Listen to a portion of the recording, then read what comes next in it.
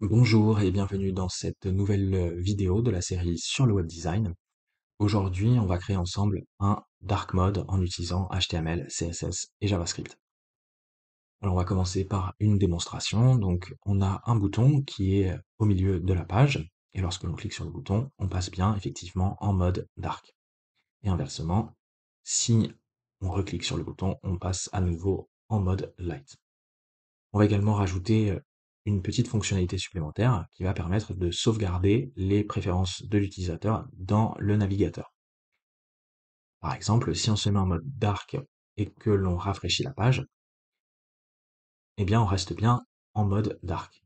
Et inversement, si on se met en mode light et que on rafraîchit la page, on reste bien en mode light. Alors on va voir comment on peut faire tout ça. On va se rendre tout de suite dans VS Code. On va repartir de la structure de base que l'on avait créé lors de la toute première vidéo de la série sur le web design. On a une structure de base pour le fichier HTML, un reset pour le CSS, et on va également exploiter ce que l'on avait vu dans la 6e vidéo de la série pour la mise en place de JavaScript. Donc on a juste un fichier app.js qui est bien lié dans notre fichier HTML avec un script. Alors au niveau du HTML pour ce tutoriel, ça va être très simple. On va juste avoir un input qui va être de type checkbox, donc une case à cocher, et on va rajouter un identifiant toggler que l'on va utiliser avec JavaScript. En dessous, on va avoir un label. On va bien lier notre label avec notre input en utilisant le même identifiant. Et à l'intérieur du label, on va juste avoir une div avec une classe circle. Et c'est tout pour le HTML. Au niveau du CSS, eh bien, on peut commencer comme d'habitude par styliser notre body. Comme d'habitude, on va faire en sorte que le body s'étende sur toute la hauteur de la page au minimum, donc 100% du viewport height. Au niveau de la couleur d'arrière-plan, on va mettre cette fois-ci du blanc et on va venir centrer tous les éléments au milieu de la page. Donc on va mettre un display flex et on va venir centrer horizontalement et verticalement. À ce stade, on peut lancer notre fichier HTML avec l'iServer pour voir ce que l'on obtient dans le navigateur. Et à ce stade, on a juste, eh bien, la checkbox, donc la case à cocher au milieu de la page. Alors on va pouvoir styliser tout ça, on va revenir dans le CSS, et ce que l'on va commencer par faire, c'est cacher notre checkbox. Donc on va prendre l'input, et au niveau de la visibilité, on va mettre hidden. Si on revient dans le navigateur, notre checkbox a disparu. Alors on va faire ça puisque pour créer notre bouton, en fait, on va utiliser le label. Si on revient dans le fichier HTML, comme on a utilisé un identifiant pour l'input qui est repris ici au niveau du label, eh bien notre label et notre input sont liés. Donc lorsque l'on va cliquer sur le label, eh bien ça va interagir directement avec l'input. Et c'est avec le label que l'on va créer le bouton. On va se mettre juste en dessous et on va styliser le bouton. On va commencer par lui donner une taille.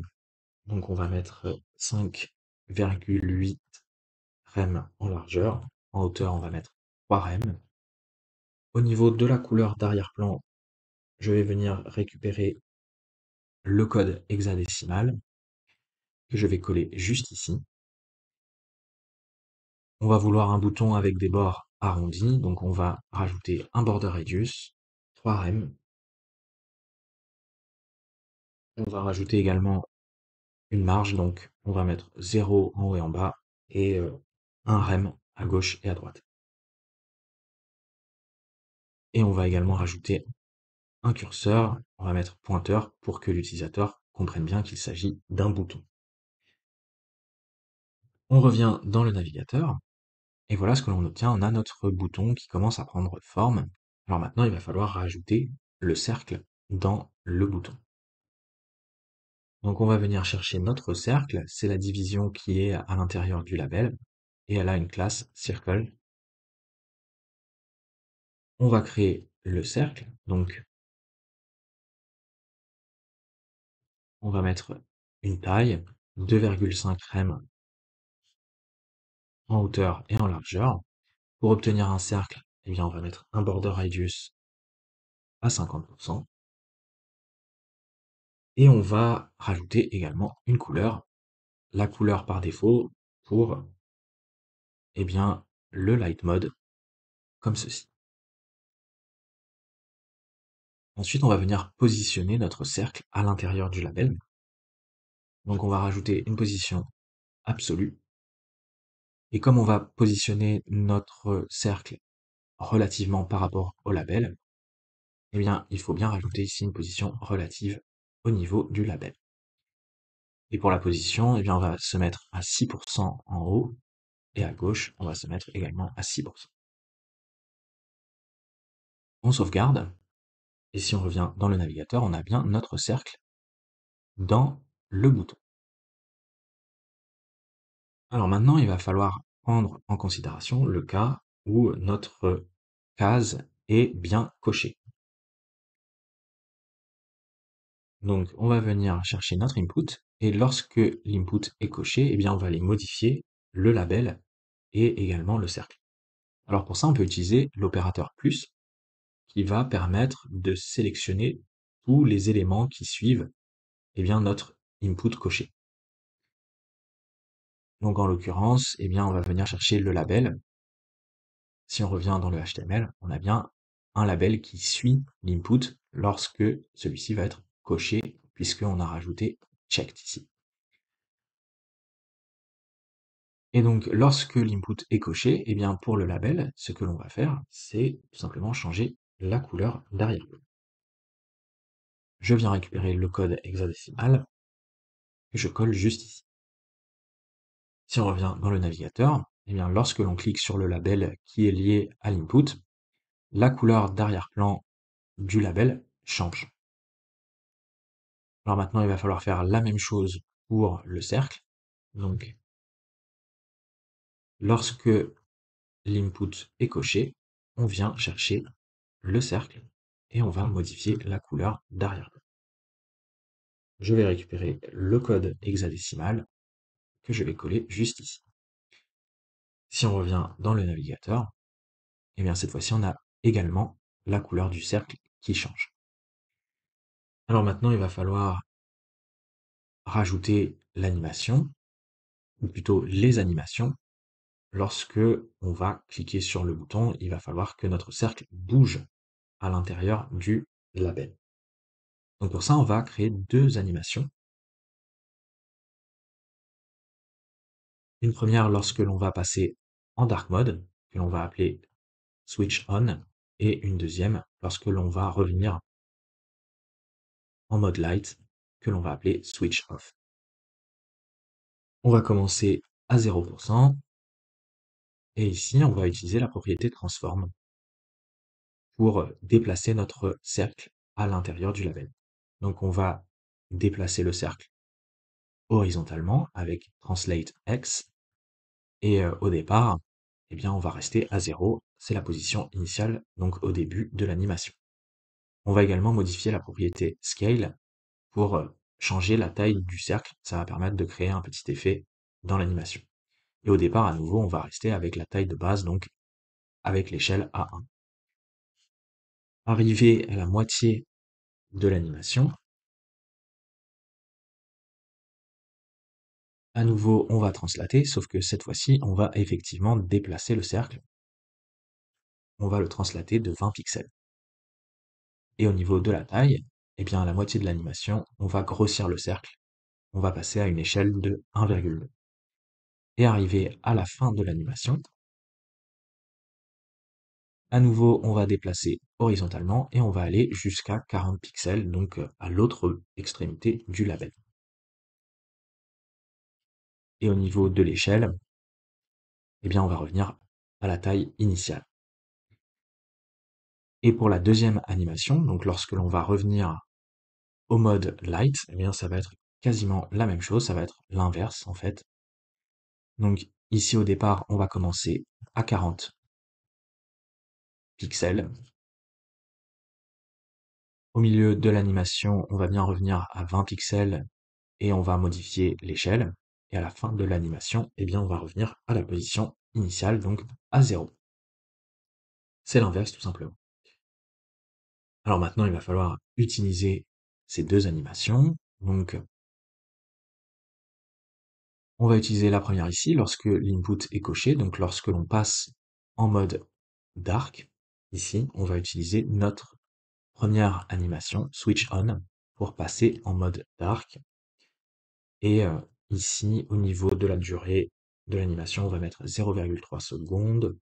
Et au niveau de la fonction de timing, on va mettre linéaire. Et on va venir utiliser la deuxième animation lorsque l'on va revenir sur le mode light. Donc au niveau du cercle ici, on va mettre switch off. On sauvegarde et si on revient dans le navigateur, vous voyez qu'on a bien notre animation, mais le problème c'est que à la fin de l'animation, eh bien, le cercle revient à sa position de départ. Donc c'est pas tout à fait ce que l'on souhaite. Alors pour ça, on va pouvoir juste rajouter dans l'animation forwards. On va le faire également ici. Et comme ça, eh bien, on va rester au niveau du statut à 100%. C'est-à-dire qu'on va rester à la fin de l'animation.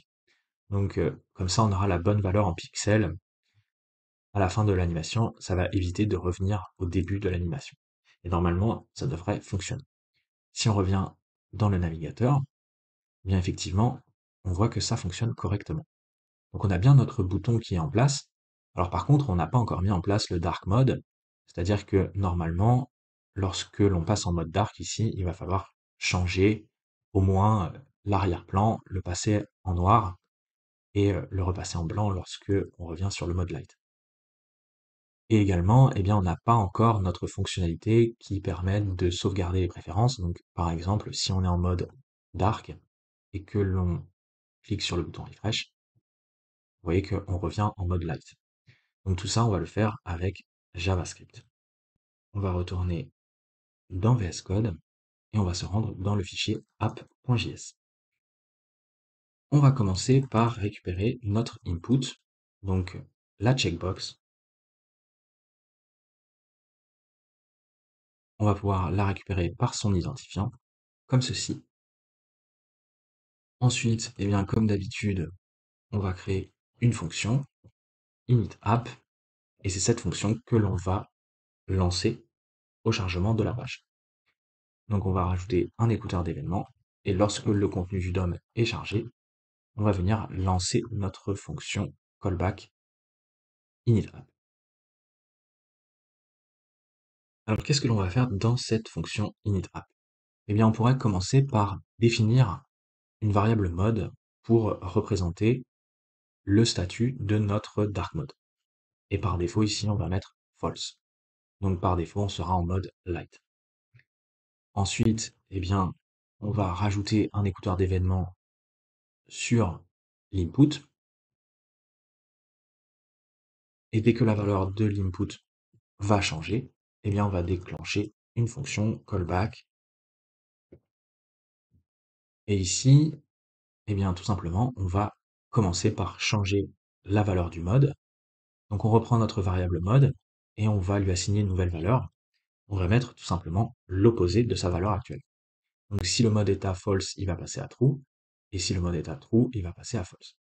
Et ensuite, eh bien, il va falloir modifier le thème à proprement parler. Donc, pour ça, on va créer une deuxième fonction pour mettre à jour le thème. On va la créer juste en dessous. Et ici, on va juste avoir une condition. On va aller regarder la valeur du mode. Si le dark mode est activé, donc si le mode est à true, eh bien, on va aller modifier le style du body et on va aller modifier la couleur d'arrière-plan. Et on va la passer en noir. On va également cocher notre case. Donc on prend le toggler et au niveau de l'attribut checked, eh bien on va passer à true. Comme ça on aura bien notre animation avec le bouton. Autrement, eh bien, si le mode est à false, ça veut dire que on est en mode light. Donc, on va refaire presque la même chose que précédemment. On va juste faire, en fait, l'inverse. On va revenir avec une couleur d'arrière-plan pour le body en blanc. Et ici, on va décocher la case. Et on va voir déjà ce que l'on obtient. On revient dans le navigateur. Et si on appuie sur le bouton, notre dark mode fonctionne correctement. On a bien changé la couleur de l'arrière-plan du body. Et inversement, si on revient en mode light, on revient avec un arrière-plan blanc. Alors il ne reste plus qu'une fonctionnalité à rajouter, et c'est celle de la sauvegarde des préférences de l'utilisateur. Donc à ce stade, si on est en mode dark et que l'on clique sur le bouton refresh, vous voyez qu'on revient en fait en mode light. Donc pour l'instant, il n'y a pas de sauvegarde. Alors on va pouvoir utiliser le stockage local du navigateur. Donc on va rajouter juste une étape supplémentaire. Ici, on va utiliser le stockage local. On va rajouter un item dans le stockage local. Au niveau de la clé, on va mettre mode. Et au niveau de la valeur, eh bien, on pourrait mettre true également. Alors, dans le stockage local, bien souvent, ce que l'on fait, c'est que on sauvegarde plutôt des chaînes de caractères. Donc, on va transformer ce booléen en une chaîne de caractères. Pour ça, on va utiliser la méthode stringify sur JSON. Et ici, on va renseigner à nouveau true. Et comme ça, on va sauvegarder dans le stockage local la chaîne de caractères true. Donc, les lettres TRUE dans une chaîne de caractères. Et on va faire la même chose pour le mode light. Donc ici, on va juste changer la valeur false. Et comme ça, eh bien, on va, à ce niveau, stocker au niveau de la clé mode du stockage local du navigateur. On va aller stocker la chaîne de caractères false, donc les lettres FALSE. Alors bien évidemment, si on s'arrête là, ça ne va pas fonctionner, puisque ici, on vient rajouter un item dans le stockage local du navigateur, mais au niveau de notre variable mode, on utilise toujours la valeur false au départ. Donc maintenant, au lieu d'utiliser systématiquement false, eh bien, il va bien falloir récupérer la valeur qui a été stockée dans le local storage du navigateur. Donc, on va faire la démarche inverse. On prend le local storage. Au lieu d'utiliser setItem, eh bien, on va utiliser getItem et on vient récupérer la valeur pour la clé mode. Alors, à nouveau, ici, on va se retrouver avec une chaîne de caractères. Donc, il va falloir faire également le processus inverse pour convertir la chaîne de caractères en un booléen. On utilise la méthode parse sur JSON et comme ça, on récupère le booléen que l'on va pouvoir utiliser ici dans notre fonction qui permet de mettre en place le thème. Alors, bien sûr, on n'aura pas toujours une valeur pour la clé mode dans le stockage local. Si par exemple l'utilisateur se connecte pour la première fois sur notre site, il n'aura pas encore cliqué sur le bouton et donc il n'y aura pas encore de valeur de placer dans le stockage local du navigateur. Donc il nous faut une solution de repli et pour ça on va utiliser l'opérateur de coalescence et ici on va mettre false. Autrement dit, s'il n'y a pas de valeur dans le stockage local du navigateur pour la clé mode, eh bien, par défaut, on utilisera false, donc le mode light. Et enfin, dernière petite étape pour que ça fonctionne correctement, eh bien ici, si on récupère la valeur qui est stockée dans le stockage local du navigateur, il va bien falloir déclencher notre fonction pour mettre en place le thème. Donc ici, il faut bien, lors du chargement de la page, lancer au moins une première fois notre fonction. Et comme ça, on va aller pouvoir vérifier si eh bien, le mode est à true ou à false, grâce à la valeur que l'on aura récupérée dans le stockage local. Donc ça va permettre de mettre en place le thème au chargement de la page. On sauvegarde, et si on revient dans le navigateur, tout devrait fonctionner correctement. Donc ici, si on se met en mode light et que l'on rafraîchit la page, on est bien en mode light. Et si on se met en mode dark et que l'on rafraîchit la page, on est bien en mode dark. Et on pourrait aller vérifier dans le stockage local du navigateur. Donc ici, on a bien une clé qui est à true. Et si on clique sur le bouton, la clé passe bien à false. Donc tout fonctionne correctement. Et voilà, c'est à peu près tout ce que je voulais vous montrer pour ce tutoriel. Donc j'espère que ça vous aura plu. Et on se retrouve très bientôt pour la suite de la série sur le web design.